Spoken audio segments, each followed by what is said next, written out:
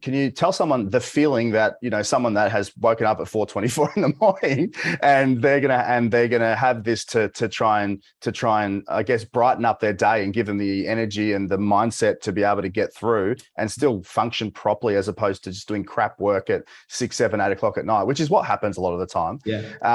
What's the feeling that you get from it? And, and what are the cognitive benefits that you kind of felt from it at that early stage?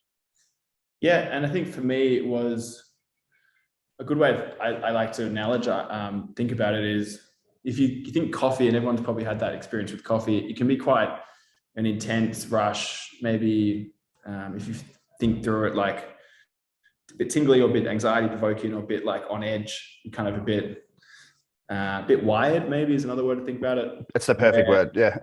It's the perfect word.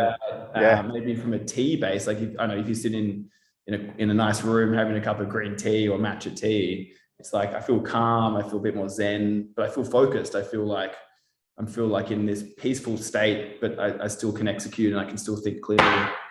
And that's probably a good way to think about the difference between a traditional energy drink with sugar and caffeine rush to a Shine nootropic better energy, so to speak, offer, which is more of and it's really the combination of the caffeine with an ingredient known as L-theanine.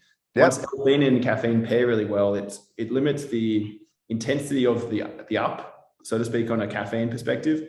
It prolongs how long you stay at an elevated state, and it also flattens out that crash. So you don't end up, and most caffeine studies will show you end up below where you started, versus with L-theanine caffeine, you end up at the same level. So the L-theanine slows down the release of the caffeine, does it? Or is that the metabolism of it? So it really it's more of a slow release, and it doesn't take you to such an elevated state. It kind of gives you to the right level, so to speak. Yeah, awesome.